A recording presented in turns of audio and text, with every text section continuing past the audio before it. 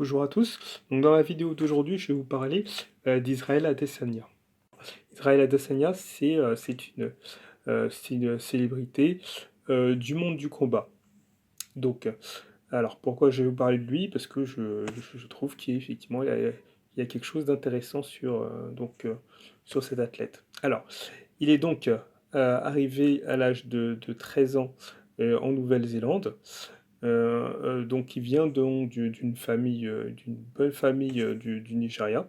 Donc ses parents, donc sa famille initialement comptait partir aux États-Unis, puis suite à des soucis administratifs, donc sa famille s'est installée en Nouvelle-Zélande. Donc il arrive à l'âge de 13 ans, et donc effectivement, à cet âge-là, la question de l'adolescence, du questionnement, etc., il y a des choses qui ne sont pas forcément évidentes, surtout par rapport à l'école. Effectivement, Adesanya a été un petit peu brimé par quelques élèves. Donc je vous laisse imaginer un peu le contexte de l'époque, nigérian. Voilà, arrive en Nouvelle-Zélande. Ça n'a pas forcément dû être évident. Mais et donc il décide un jour de se mettre au sport de combat. Donc il se met d'abord au taekwondo, puis après au kickboxing. Donc kickboxing est vraiment le domaine où il se fait vraiment bien remarquer, où il devient d'ailleurs professionnel, et donc il comptabilise sur tous ses combats, il y a 75 victoires, et il a 5 défaites. Donc 5 défaites, c'est vraiment très peu voilà, pour cet athlète. On peut dire donc que c'est un très bon athlète. Il s'est aussi mis à la boxe. Donc sur 6 combats, il a 5 victoires, donc une défaite. Donc ce qui est vraiment pas mal. Donc d'ailleurs au niveau de son parcours en kickboxing, il a juste perdu. Donc il a juste eu un seul KO contre un boxeur, Alex Pereira, donc qui est effectivement un très bon boxeur, donc qu'on a l'occasion qu'on a l'occasion de voir au niveau du Glory, donc Alex Teixeira, un brésilien qui est un très bon athlète. Donc voilà, pour vous indiquer que Adesanya a juste eu un KO à ce niveau-là, et là je ne parle que de la partie kickboxing, d'accord? Donc juste un seul KO sur toute sa carrière jusqu'à maintenant, voilà, c'est quand même vraiment pas mal. Donc et donc du coup se met au bout d'un moment au MMA. Donc il devient champion en Nouvelle-Zélande de MMA. Donc champion de l'organisation UFC, qui est une organisation de Nouvelle-Zélande au niveau du MMA. Et puis il arrive, il se fait remarquer par l'UFC, et finit par signer un contrat. Et là on va on va donc sur un vrai tournant dans la carrière de MMA d'Israël Adesanya, puisqu'effectivement l'UFC c'est la plus grande organisation de MMA du monde. Et donc en termes de merchandising, voilà, en termes marketing, au niveau médiatique, voilà, ça va vraiment très loin. On va dire qu'il y a une grande différence par rapport aux autres organisations de MMA, même s'il y a il y a des très bonnes organisations, comme One ou comme le Bellator. Mais voilà, on peut dire que pour le moment, l'UFC c'est quand même sans précédent. On a un peu l'impression quand même d'être dans une autre planète. Donc pour vous dire, même par exemple, juste la pesée, par exemple, ça attire pas mal de monde. Juste la pesée, hein, comme en boxe. Donc c'est déjà pas mal. Voilà, je vous laisse regarder, mais vous verrez, c'est vraiment pas mal. Ensuite, donc par rapport à ce que j'indiquais, oui, c'est un vrai tournant au niveau de l'UFC. Là, il affronte un adversaire, donc c'est un vrai test pour lui. Donc donc un combattant qui s'appelle Derek Brunson. Donc Derek Brunson, c'est donc un athlète, plutôt un combattant au sol. Là, faut se rappeler quand même que Israël Adesanya, c'est un combattant pied-point.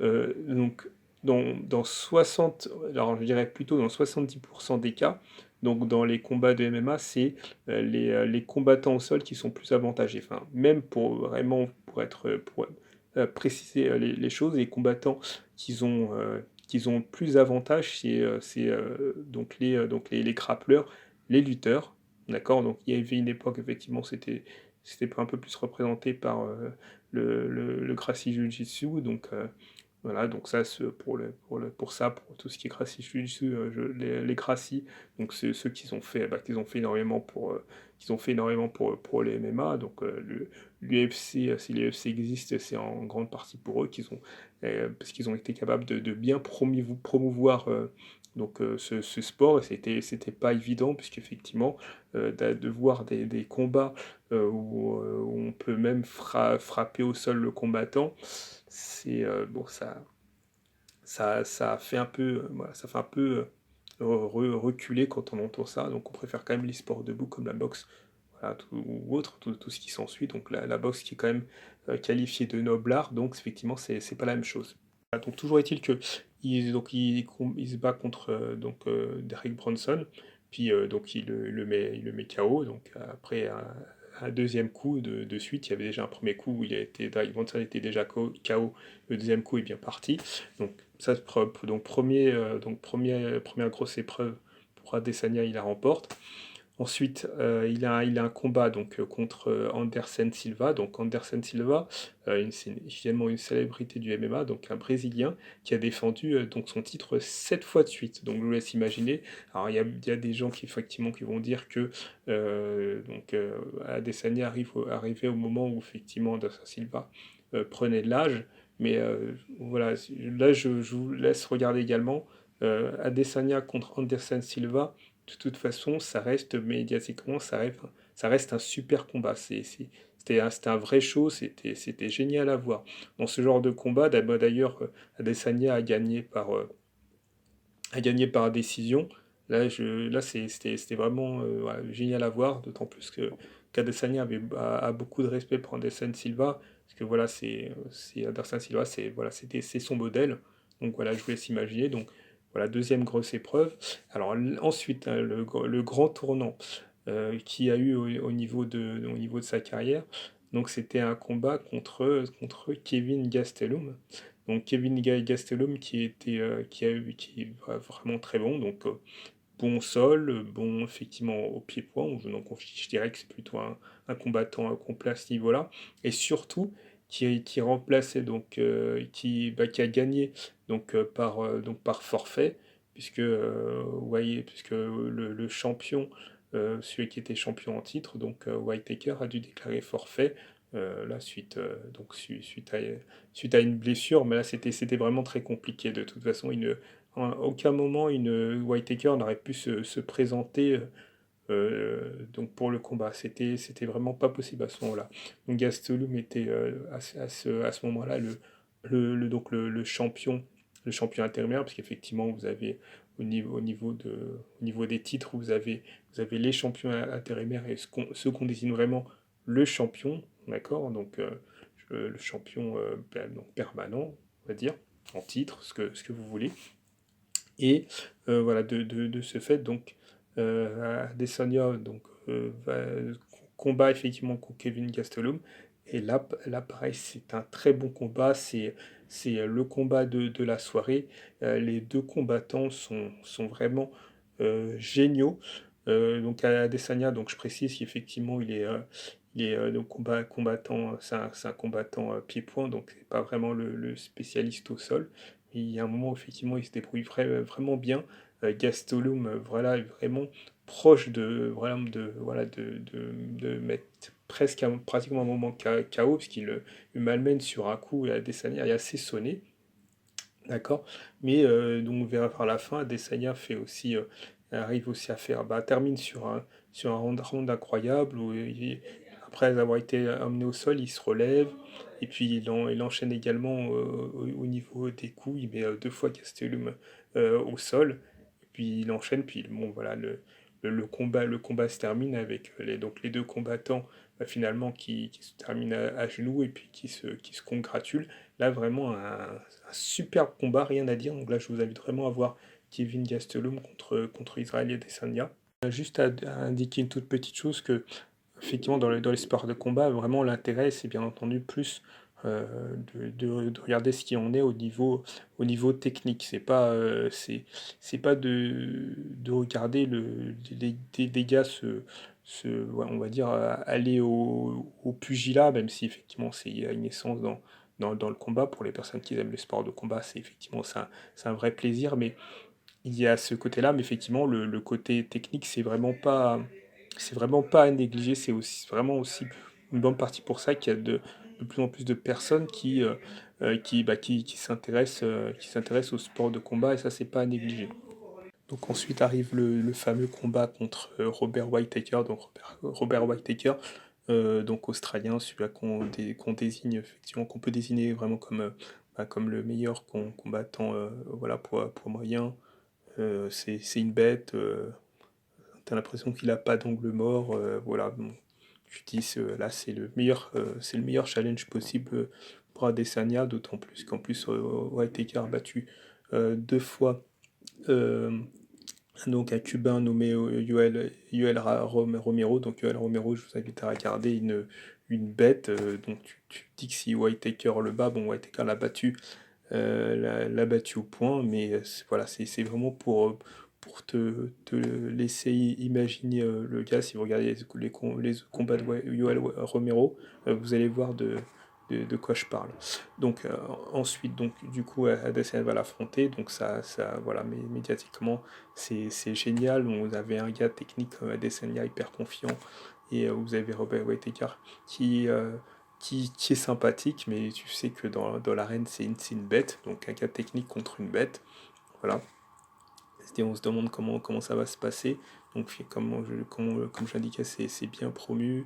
Voilà, Adesanya est toujours dans sa charge, tout ce qui s'ensuit. Voilà, tout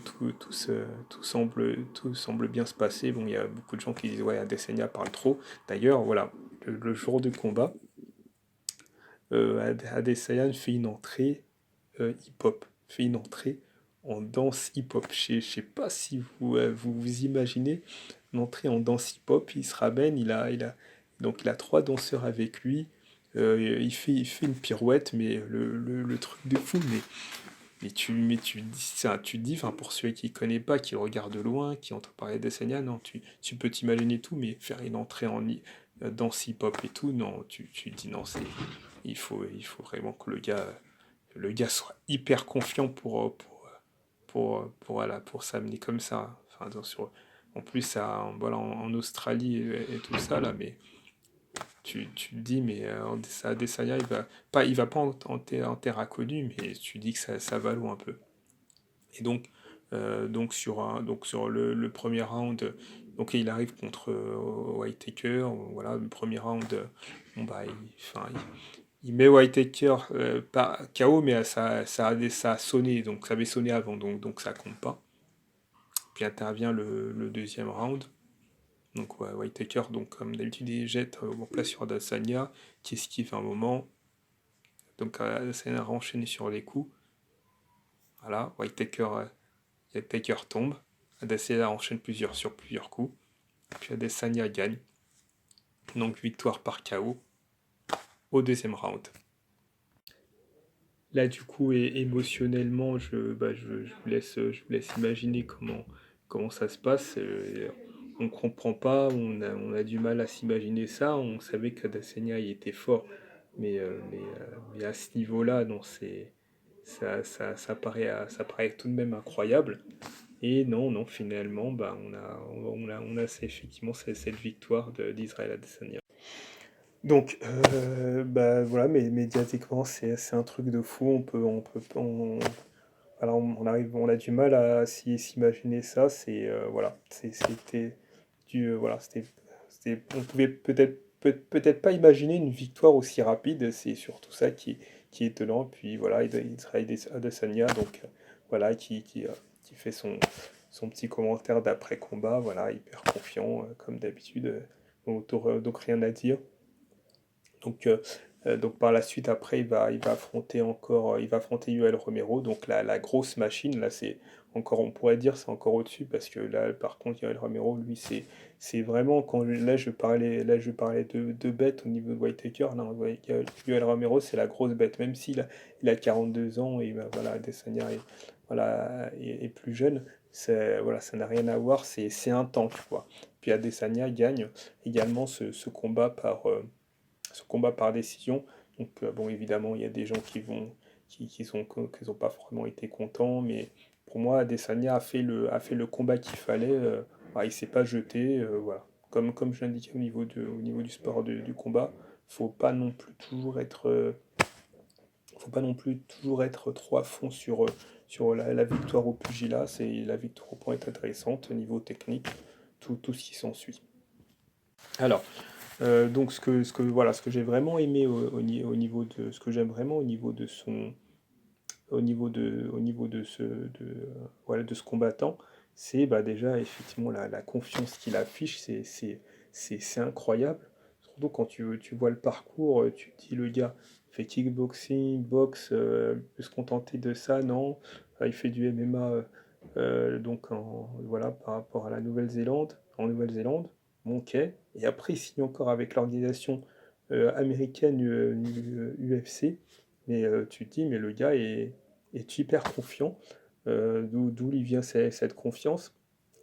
Ah, très certainement que l'échec, il a dû effectivement le subir de plein fouet. Après, je pense qu'aussi, effectivement, il y a aussi l'environnement qui compte, mais c'est un combattant effectivement qui parle beaucoup, qui a pas de doute. Voilà, des gens vont très certainement se dire qu'effectivement ça, c'est de l'insolence, il y a de la condescendance, etc. Non, c'est pas ça, c'est qu'il est très confiant en lui, donc à à l'image d'un Mohamed Ali.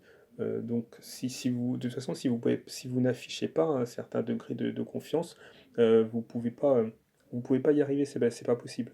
Donc là, on pourra dire ce qu'on veut, et c'est voilà, c'est quelque chose qui est intangible. La confiance, voilà, c'est toujours ce qui doit être, ce qui rentre en compte, ce qui doit être une priorité pour qu'on puisse, pour pouvoir atteindre ses objectifs. Donc, par rapport à ça, il y a un lien que je trouve très intéressant à regarder. Donc c'est un short film, donc un petit film sur lui. Je vous mettrai le lien. Au pire, vous mettez à Israël Adesanya movie ou à Israël Adesanya film comme vous voulez. Mais c'est vraiment très impressionnant. Puis il parle aussi de ses références en animé. Il parle donc de Naruto, de Death Note. Donc voilà, Death Note où voilà, en gros Death Note, c'est un anime où en gros quelqu'un écrit et puis selon voilà, selon ce qu'il écrit sur selon le désir qu'il inscrit sur un bloc-notes, voilà, il se passe quelque chose. Voilà, donc là, je n'en dis pas plus, mais j'invite à jeter un petit coup d'œil sur Death Note. C'est un anime c'est un anime qui est pas mal. Donc, il parle aussi de Naruto. Donc, Naruto, voilà, un anime qui est qui est sur les ninjas, qui est vraiment pas mal. Donc, il parle de Rock Lee, donc un personnage en gros dans Naruto qui est pas né avec le talent, mais qui devient fort à force de travail. Donc ça, c'est effectivement des petites choses qui sont à noter. Donc voilà, ce que j'ai vraiment bien aimé, c'est sa confiance. Là, le truc qui m'a vraiment, qui m'avait vraiment surpris avec lui, comme je disais, moi, bon, je l'avais regardé un petit peu, mais voilà, il est un peu médiatisé, etc. Mais je pensais pas qu'il aurait voilà, un tel pouvoir en fait. Cette évolution, je la voyais pas comme ça. Surtout que là, comme je vous le rappelais tout à l'heure, dans un combat pied-point et dans un combat MMA, c'est pas la même chose. Effectivement, au niveau du temps, c'est pas la même chose. Bah, au niveau de la durée des rounds, c'est pas la même chose.